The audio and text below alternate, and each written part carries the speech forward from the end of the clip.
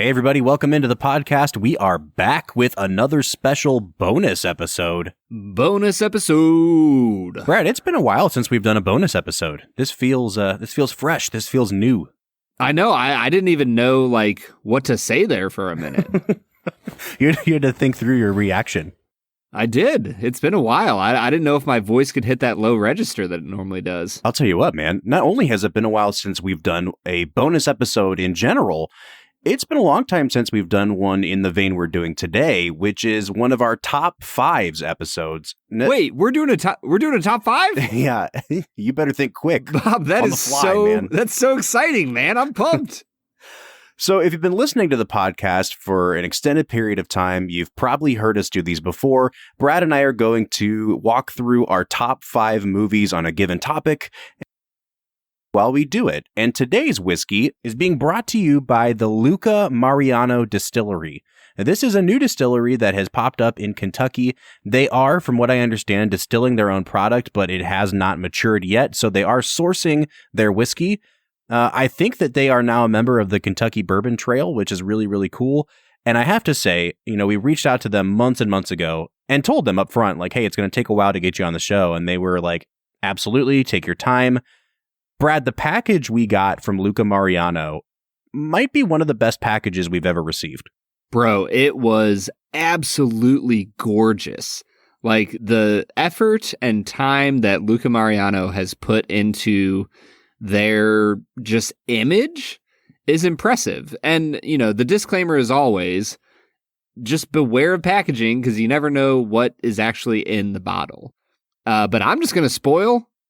I'm excited for this Luca Mariano because it's pretty tasty, Bob. Yeah, seriously.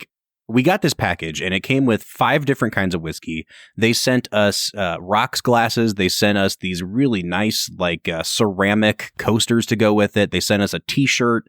It was an insane attention to detail. And I'm thinking to myself, man, I'm gonna have to talk nice about this no matter what, even if it's terrible whiskey. Brad, I tried all 5 of these already. Now, albeit it's been over a month since I've tried them, but I liked all 5 of them enough that I would, in a vacuum, I would recommend all 5 of these whiskeys. We're going to give more detailed notes as we go, but I just want to say from the top here, this place is knocking it out of the freaking park, man. All right, so Brad, why don't you walk us through our topic for the day as we get into our top 5s? We are going through top 5 bubble butts in movies. Number 1, Marlon Brando in Apocalypse Now. That's tag on. Boom. All right, fine. I'll do it. We're going to be doing the top 5 movie endings. We thought with the onset of fall, summer is coming to a close officially. Ohio this week went from being 90 degrees to a high of 70 all week. Fall came on really, really quickly here. And of course, fall is all about things ending. So we figured, hey, let's lean into that. We're going to do top 5 movie endings. We did have some discussion, Brad, back and forth about what constitutes an ending. Is it the whole third act? Is it just the final few moments of a movie? I don't know. Where are we coming down on this? Well, the reason this came up is because I'm going to give one of my honorable mentions right now. I think that Return of the Jedi has one of the greatest final 40 minutes in movie history. And so for me, that to me was probably a top 2 or 3 in this list. But as we talked about it, we were no, we're not talking about the final act of a movie.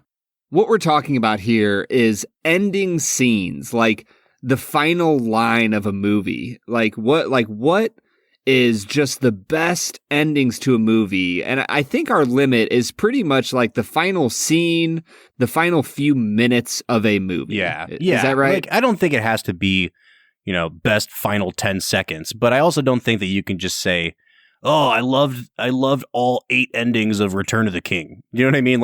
Yeah. There has to be some sense of finality. There has to be some sense of this is actually the end of the movie. So yeah, it sounds kind of vague, but I think you guys are going to understand what we're getting at here. Well, now, hey, Brad, go ahead. Yeah, so the perfect example for this, and this movie isn't on either of our lists, even though I think it's a great ending, would be Inception, right?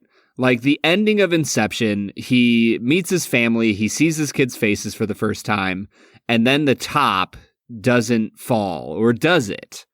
Right? Like that would be, for a lot of people, like a top 5 ending to a movie. So that's the kind of stuff we're talking about here, Bob. So I was just reading an article today, and I'll post it in the show notes because it was super interesting, but it was all about how this person's been watching a lot of classic movies, and they said the trend that they saw was that back in the day, movies just ended. Like when the plot was done and the bad guy was dead, they were like, fade out, the end. And nowadays it seems like movies go on 40 minutes after it seems like their plots resolve. And I think that's actually kind of true. And I'm interested to see how it plays out in our top 5s here. But there is something to say about a movie that's just like, hey, we're done with the story. We hope you enjoyed. See you later. You know, we're done movieing now. So, Brad, I kept my top 5 because this is going to get extra spoilery, obviously. I kept my top 5 to movies that we've actually done on the podcast. Are all 5 of yours movies from the podcast? 4 out of the 5 are. All right, cool. So maybe when we get to the one that isn't, just give a spoiler warning and we can tell people to skip ahead a little bit. But I want to dive in, man. And as we dive in, we're trying the first of these 5 Luca Marianos, which is their Old Americana small batch bourbon. This is 83 proof. It's 4.5 years old. Again, this is sourced whiskey. Wilderness Trail is making it for them. We're going to give notes kind of as we talk. But Brad, hit us with your number 5 movie ending. Well, my number 5 movie ending is Citizen Kane. Oh, nice. Oh, what a great ending. The whole movie, you're just wrapped up in this enigma of a human being that is, Charles Foster Kane. Which is just, I think it's one of the best movie names in existence. Oh, yeah. But there's something about the ending when they're throwing away all of his junk and you see the sled go in and it has the word Rosebud on it. And it's this word you've been like wondering about the whole movie. Like, why was that the last word on this dying, just insanely wealthy man's lips? And it just ties together the entire movie. Mm-hmm. And I think it's just such a great way. It's one of the best payoffs in movie history. Yeah. And again, it's one of those things that's like, all right, here's the payoff and it explains everything and credits. And done. Right. Yeah. Yeah, you're right, man. I didn't even realize that would like illustrate your point perfectly. Listen, as we comment on the movie, though, I want to say this Old Americana is freaking fantastic at 83 proof. Nice and spicy, really sweet. The nose was all peanut butter for me. I didn't get any peanut butter on the palate, but it was like really herbal. They're off to a good start here, man. I'm in a different spot, Bob. Did you ever have like cream of wheat growing up? Mm-hmm. Yeah.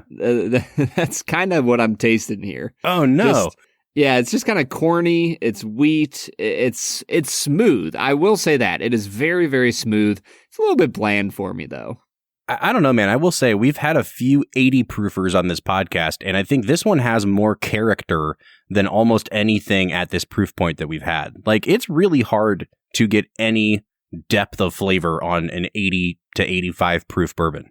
Yeah, it's similar to how it's hard to get any depth of character on your takes. So why don't you hit us with your 5th movie, Bob? Well, my number 5 movie ending is one that is sure to elicit joy from Brad. I actually went with E.T.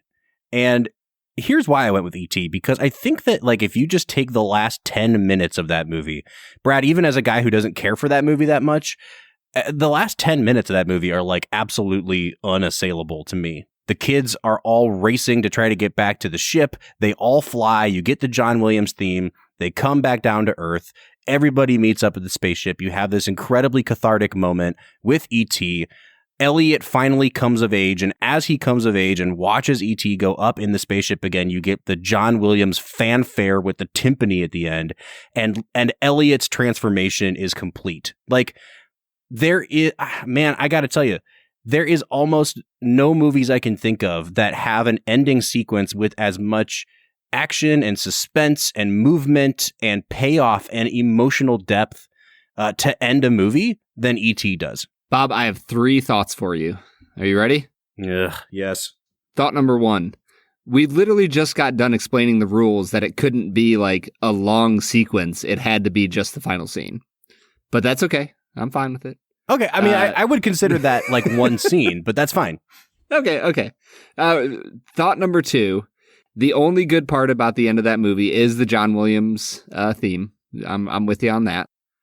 And thought number 3, the way you described Elliot coming of age sounded like he was like a transformer, like becoming Optimus Prime. Like he transformed before our eyes. It's like the end of 2001, where he just is an old man all of a sudden. You're like, wait a minute, what just happened? Yes. Oh man, yeah, Bob. This is America. You are entitled to your opinion, and I'm. So, am I to understand that you don't get even a little bit emotional at the end of E.T.? Bob, as you said that the ending of E.T. was one of your top 5s, I literally was like, oh crap, how does E.T. end? Wait, they're running from the cops. I don't really remember anything after that. What happens? Everyone dies. Yeah. I legit couldn't remember anything other than riding their bicycles away from the police. All right, well, that's my number 5. Brad, I've already poured out our next whiskey for the day, which is the Old Americana Rye. So we had a bourbon, now we have a rye. Same proof point, 83 proof. You're a rye guy. What are you thinking of the rye here, Brad? You know, it feels really similar to the bourbon. It's still just kind of creamy, and in a bland way. For me, though, this one actually has a little bit of that rye spice to it. Mm-hmm. That gives me, it's a nice young rye. You know, there's a little bit of that youngness. There's a decent amount of rye. It's a solid young rye. There's nothing to complain about it. If I had to score it out, I'd probably give it like, I don't know, like a 26, 27 out of 50. Wow. See, I think I know where you're going to go as we like increase in proof here. But I got to say, man, keeping it perspective for me that I don't really like 80 proof whiskey at all. I think these two are really shining examples of what low proof whiskey can taste like. So I'm definitely higher on both of these two than you are. And I'm going to jump in with my number 4 movie ending, and we'll see if you're as high on that as I am. I picked Pulp Fiction. And once again, yes, dude. Once again, like, you know, we can nitpick about like how long is the ending? Is it just the whole sequence at the diner? But like, even if you just take the last 5-ish minutes, when Samuel L. Jackson tells Tim Roth's character to sit down and gets his wallet back, and then goes over, exegetes the Bible at him and says, like, yep, this is what I think this verse means. I've been saying that shit for years. And if you heard it, that meant your ass. I never gave much thought to what it meant. I just thought it was some cold-blooded shit to say to a motherfucker before I popped a cap in his ass. But I saw some shit this morning made me think twice. See, now I'm thinking, maybe it means you're the evil man, and I'm the righteous man. And Mr. 9mm here, he's the shepherd protecting my righteous ass in the valley of darkness. Or it could mean you're the righteous man, and I'm the shepherd. And it's the world that's evil and selfish. Now, I'd like that. But that shit ain't the truth. The truth is, you're the weak, and I'm the tyranny of evil men. But I'm trying, Ringo. I'm trying real hard to be the shepherd. That last monologue is freaking powerful, and it's so quiet. And I think that's the thing that stands out to me about that movie is like, there's so much going on in that movie. It is like full to the gills with weird shit, like the Gimp and everything else. And the way the movie ends is with Samuel L. Jackson delivering this incredibly quiet monologue. And then they just kind of stand up and John Travolta's like, hey, listen, like, we got to go. And they're like, yeah, cool. And they tuck their guns into the waistband of their like gym shorts and walk out. And that's the end of the movie. It is such a perfect ending. It has comedy. It has drama. It has incredible acting. And I think it's one of the top 5 that we've done on this podcast. And I think that ending also, it illustrates the power of non-sequential storytelling. Because as he's giving this dialogue, you know the outcome for Travolta. Right. Like, you know what's going to happen to him and his philosophy. And so there's something about that it's just such a powerful ending. Bob, I love that choice at number 4. All right, Brad. Well, let's see if I can poop on all your dreams here. And let's see what your number 4 is. Oh, dude, there's no way you can. Silence of the Lambs.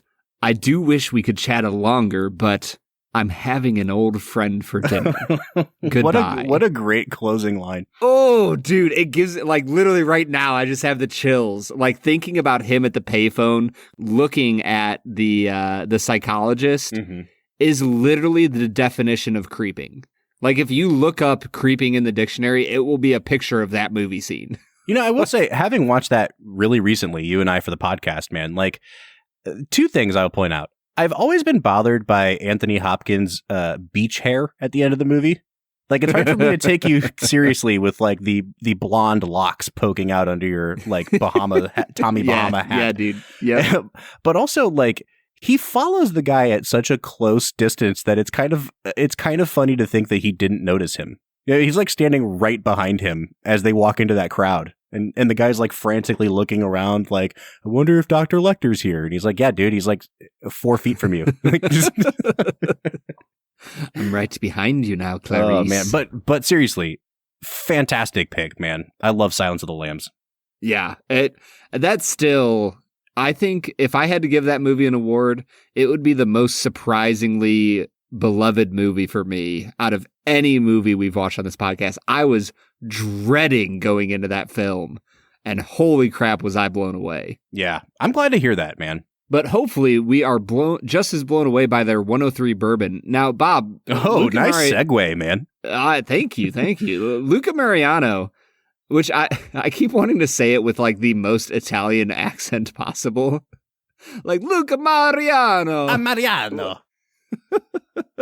Dude, they're never sending us any more whiskey now. Oh, like, never, gosh. Ever. Jeez. Buffalo Trace is never going to send us whiskey. Luca Mariano's never going to send us whiskey. I'm sorry, guys. The list just grows longer. Their 103 bourbon, it's interesting to me. Like, jumping up 20 points on the proof scale, like, that's no joke, right? Mm-hmm. So for me, I'm just really excited to get into this bourbon. And even as I just nose it, I'm like, oh, this has character. Mm-hmm. Like, whereas the first 2 came across as a little bit bland, this one has some character. It's got some like brown sugar, some corn. There's a little bit of heat coming off of the nose. Yeah. I'm more excited for this one, Bob. Yeah, there's some fruit in here too that I'm really struggling to pin down because it's not like a typical one we normally get. It's not apple. It's not peach. I was thinking plum, like a pruny kind of taste. It has this really distinct. It's not tropical, so I'm just going to say stone fruit, but almost a winey character to it. And this is not one that's been finished in any sort of wine barrels. And I really, really like it, man. It's this dark kind of red wine, like just tinge to it. And you're right. I think jumping up the 20 proof points, it has a depth of character that the 83s didn't have. It does lean into that sort of like darker, sweeter element, but it has this great fruit note to go with it. Man, I am really digging this single barrel 103. I believe that the fruit you're looking for is kiwano or durian. It's a very unique, Bob. I don't know if I've ever talked about this on the podcast, but my son got absolutely obsessed with this YouTube video last year, and it was just called How to Slice Every Fruit. And it had a chef, literally, he was showing you how to slice it, like to prepare it for people to come over or whatever. But they had him doing like wild stuff. Like he cut a durian and he was talking about how they smell like feet. And so I don't know if you actually want to tell Luca Mariano that this is durian flavored, because it's definitely not. I was just trying to think of the most ridiculous fruits I've ever heard of. I had no idea that durian smelled like feet. Yeah, well, I will say definitively, this does not smell or taste like feet. Although I guess something tasting like a body part really does go with your Silence of the Lambs pick. So good on you, sir. There we go. All right, what's your number 3 pick, Brad? Bob, for me, number 3 is another movie that we watched on the podcast. It is Leonardo DiCaprio in The Aviator. Oh, nice. See, I thought you were going to go Shutter Island when you said Leo. Man, The Aviator. Also a great ending. Walk us through it, Brad. Dude, when he gets to the end of that film, I just think there's so much ambiguity with the way he re-engages with his OCD that you're not sure if it's like a spiral back into a unbreakable curse that this mental illness is, or is it almost like a hopeful, like he has his friends around him now that he trusts and, you know, he'll be able to handle this. I think you can take it kind of either way, but either way you take it, it's a phenomenal way to end the movie. Yeah, Brad, I think we should just go ahead and say this now. We've been kind of talking about it, but every season we do a little bonus episode called The Revisit, where we go back and watch a movie that we've done before, you know, to see if our opinions have changed. And I think that, honestly, we both kind of know what we like and don't like enough that I don't know if The Revisit works as, hey, does our opinion change? I think we're going to start kind of angling the Revisit episodes to be more like, hey, you may have missed this the first time around, but we like it so much that we're going to go back and compel you to watch it again. And I think that The Aviator is probably our leading candidate for next year's Revisit.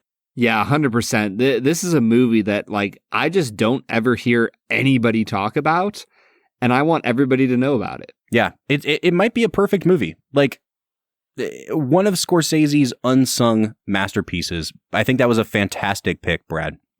Oh, yeah, for sure. What do you got at number 3 for me, Bob? So for number 3, it's one that I actually wasn't thinking about doing at first. And then the other night I had a Beatles playlist on and the song Baby You're a Rich Man came up. And I was like, oh man. Dude, what a song. And if you know where I'm going with this, then you already know what I'm going to say. But my number 3 is the end of the David Fincher movie, The Social Network. Brad, yes. This is a movie that, like, I think I appreciate it more than I love it. There are other David Fincher movies I like better. I think Zodiac's a better movie than Social Network. And so I don't fall into the this is the best movie of the 21st century camp that a lot of people do with Social Network. However, the last couple minutes of this movie where they cut to that deposition room and Rashida Jones tells him, you know, Mark, you're not an asshole. You're just trying so hard to be. And then they just show him sitting alone, looking up his ex-girlfriend, friend requesting her, and just hitting refresh to see if he can find one friend in life. And in the background, David Fincher puts a Beatles song. And like the significance of that, because the Beatles never allow their music to be used in movies. It costs so much money to use a Beatles song. So like they splurged and they had to get permission for it. But the irony of them singing like, hey, because at the time he was the youngest billionaire ever. And he had achieved like this level of power and success that nobody ever had. And yet here he is alone, hoping somebody will be his friend. It is such a perfect use of music as irony and proving the point of the whole movie. Like just a masterful ending sequence. Well, and also I think that The Social Network is one of the only biographic movies that is a perfectly written story, more so than a history, right? Like almost all biopics I watch just struggle with the fact that people's lives are disjointed. They don't make a lot of sense. There's a lot of dull, boring periods. Like in general, the human life is not just a series of super high and super lows. There's a lot of just normalcy in life. And so it's one of the few movies where you realize that the story they are trying to tell of loneliness, of power, of friendship is more important than trying to tell you who Mark Zuckerberg really is. And I think that's what I love about that movie. And I think that the ending of the film just hammers home what the point of this movie was in a way that isn't, I don't know. It's like, it almost feels ham-handed, like it's so obvious, like he's sitting there trying to see if his ex-girlfriend will accept his friend request. But at the same time, it feels subtle. I don't know. It's a great ending, Bob. I think that if you don't have the Beatles song there, then it does feel heavy-handed.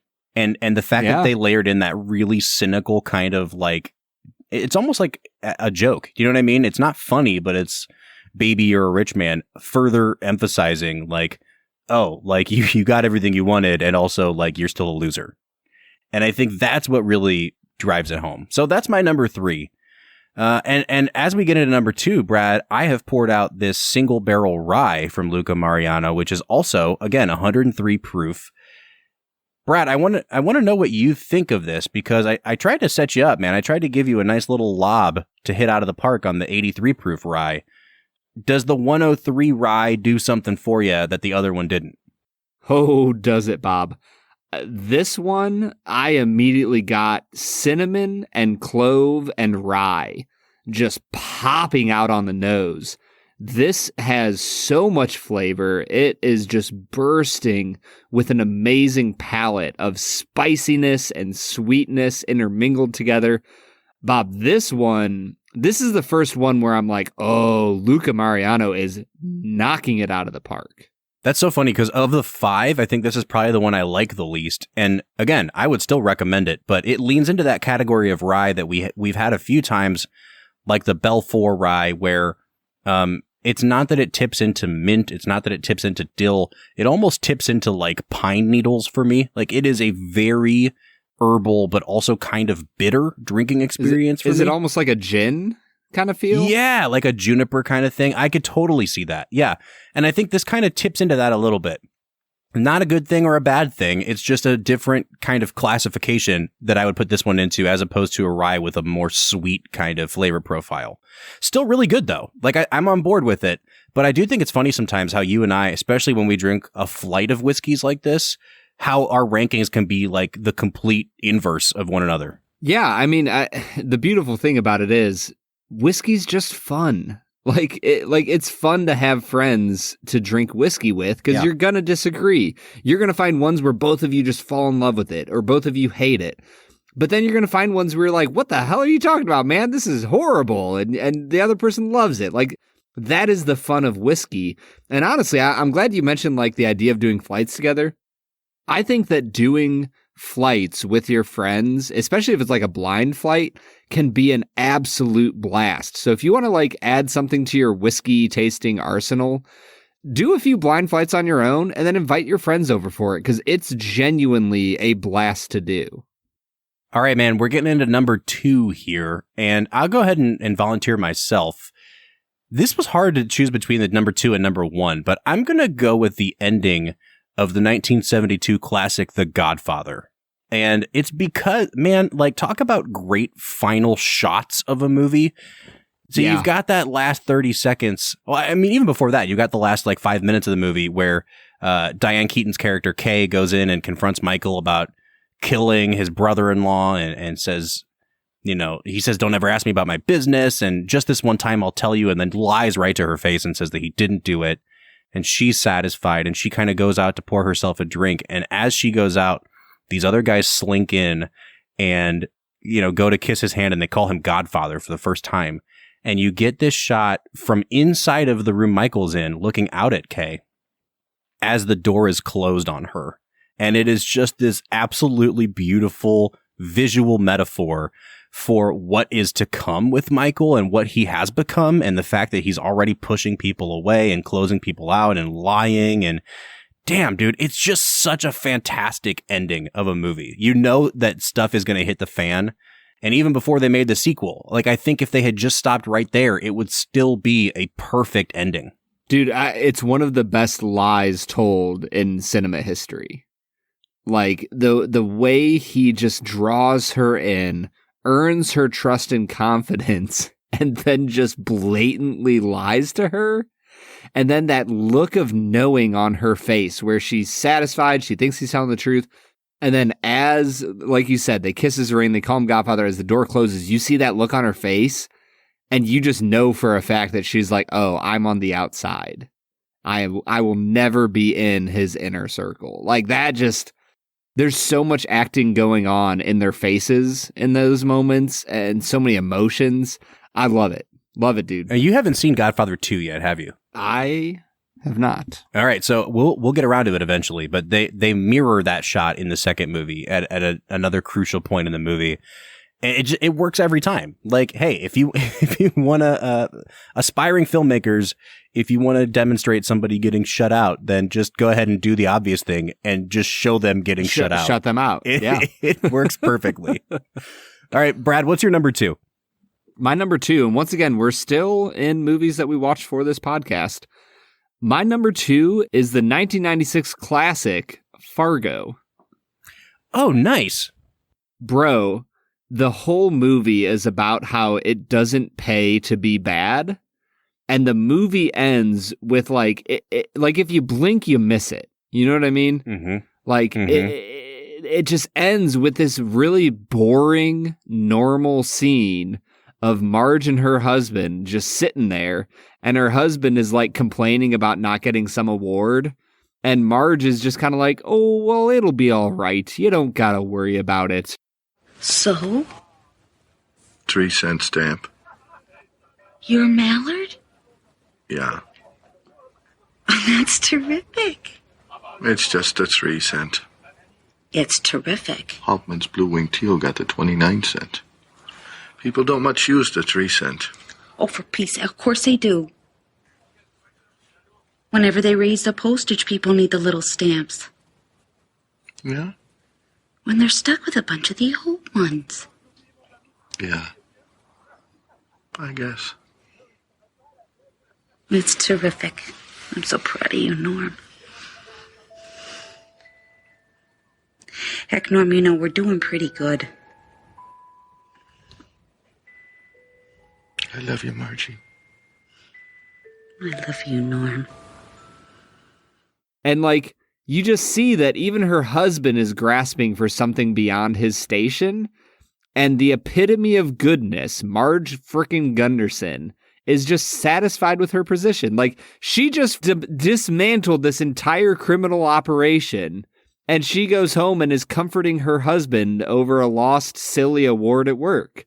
Like, It's the epitome of a cinematographer showing you what's important in the movie and the morals that they were going after in the most subtle, chill way. I love it. It's so, so good. This makes me so happy because I remember recording this episode with you, with Kenny, I think, from Bourbon Pursuit. And, you know, you and I were just kind of like, hey, I think there's something to that final scene. And the more we talked about it, the more Kenny was like, whoa, I've never seen it that way. I love it when you and I just kind of hit on something like this and, you know, just through talking it out, that scene really is the key to the whole movie.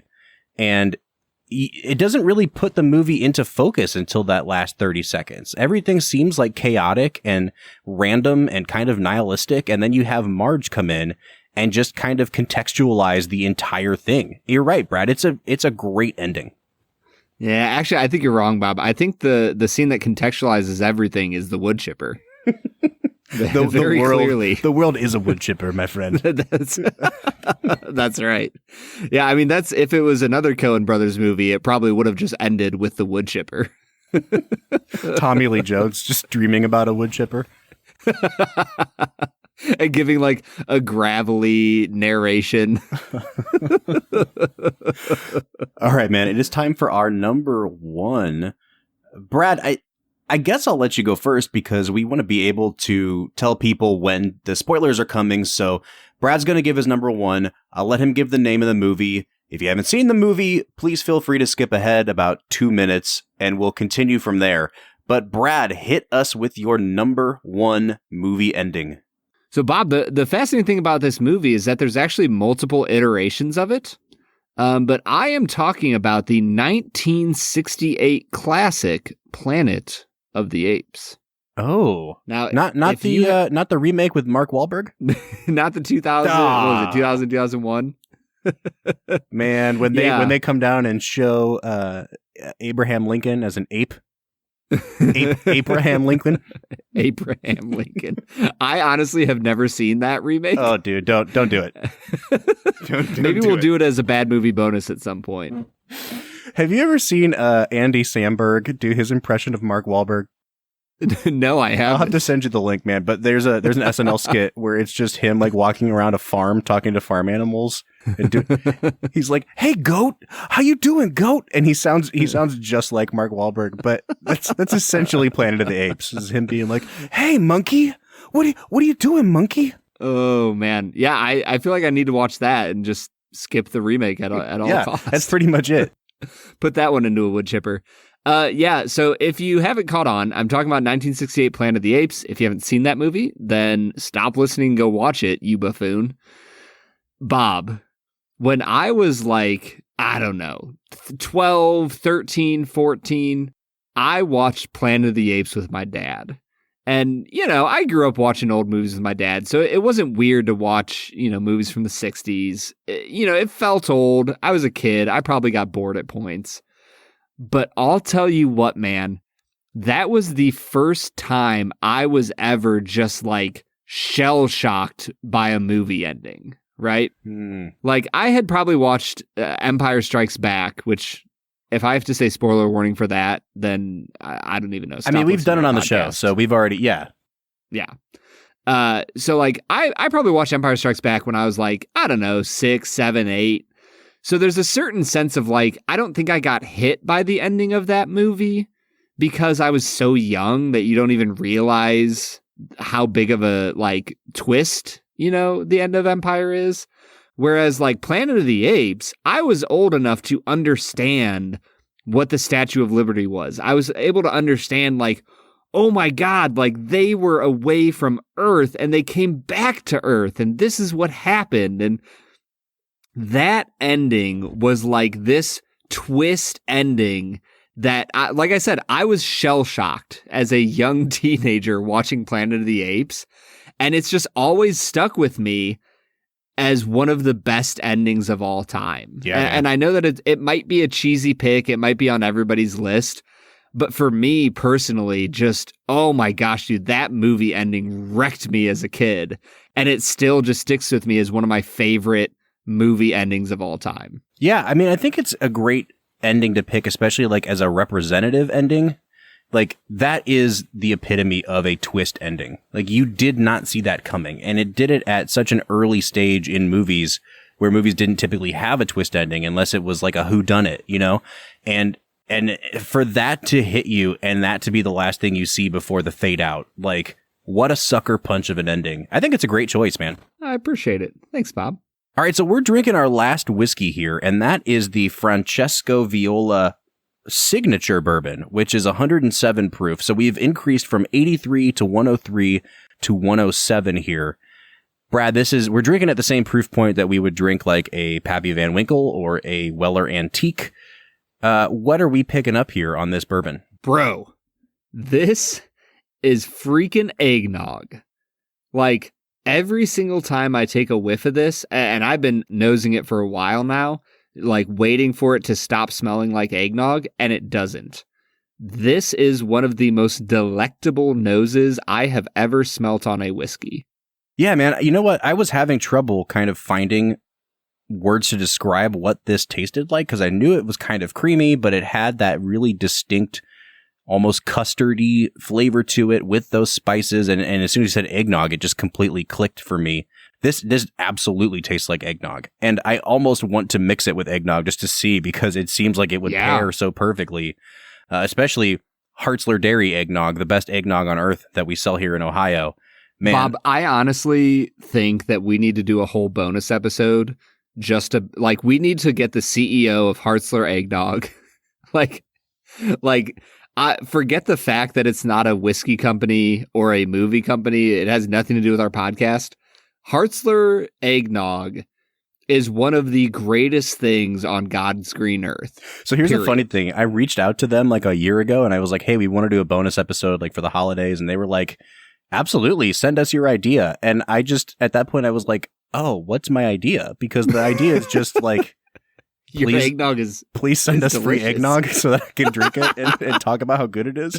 Because there's really not much we could do with it other than just put whiskey in it and say that it's good. But I still want to do that. So Film and Whiskey Nation, if you're willing to listen to a whole episode of us just talk about how good this eggnog is that you likely can't get in your area, let us know and we'll totally do that.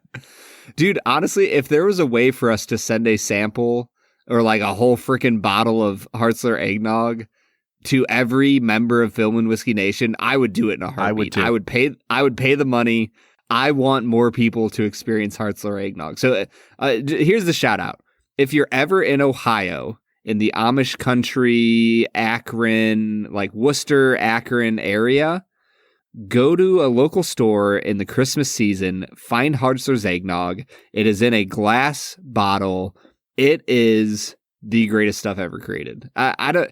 Did this just become a top 5 episode about Hartzler eggnog? I think we've kept the people in suspense long enough with this last number 1 pick. But my number 1 pick is actually Hartzler eggnog. Best ending ever. It does have the best ending because it lingers for freaking forever. It's so good. All right, this might be unsurprising, but my number 1 pick for best movie ending ever, it's there for a reason, and it's Casablanca. Brad, it's perfect. It is like watching the end of that movie is like just going home for me. Like it's just this feeling of it will never get better than this. The script is incredible. Everything about the last few minutes of that movie, from here's looking at you, kid, to her getting on the plane, to him watching the plane take off, to him shooting Major Strasser, and then Captain Reno having the option to turn him in, but saying round up the usual suspects and just being like, I got your back, Humphrey Bogart, to them walking away and planning their escape. And that great final line, I think this is the beginning of a beautiful friendship. It's the best ending ever, ever, ever, ever in movies. And honestly, Brad, like I kind of want you to go back and watch Casablanca again because it's been long enough now. And I think we've seen enough movies with kind of mediocre scripts that I think you might be ready to appreciate that script a little bit more than you did the first time we saw it. Oh, Bob, I actually just watched it I don't know, maybe 7 or 8 months ago. Oh, for real? I had some friends who'd never seen it, and I was like, all right, well, we're going to sit down and watch Casablanca. And what's your verdict? Oh, 9.5 out of 10.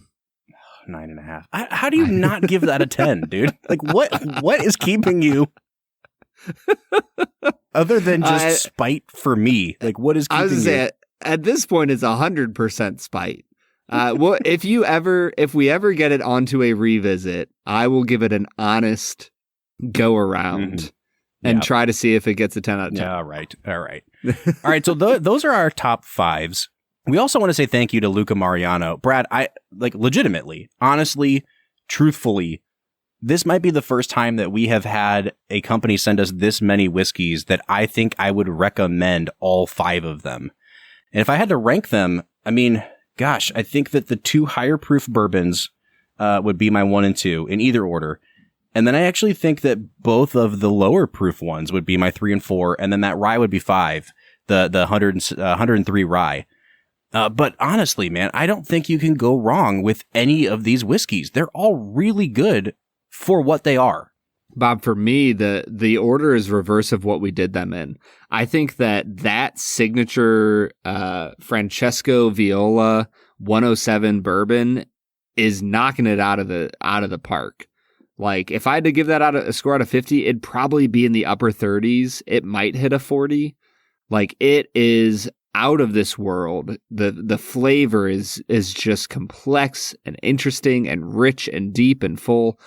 I love what Luca Mariano is doing. And that rye honestly comes close. That 103 rye is one of the better ryes I've ever had in my life. So Luca Mariano, keep doing what you're doing as you bring your own product to bear. Like, keep in mind what you've done with the sourced whiskey, because I just think you guys are doing a phenomenal job. All right, we want to know what you think, both of the whiskey for the week and of your top 5 movie endings. What's a movie ending that you think we left out? We'd love to hear your take on it. You can find us on social media on Facebook, Twitter, or Instagram at Film Whiskey. Or you can let your voice be heard on the Film and Whiskey podcast. Leave us a voicemail on our website, which is anchor.fm/filmwhiskey. We'll be back on Monday with another regularly scheduled episode, but until then, I'm Bob Book. I'm Brad G. And we'll see you next time.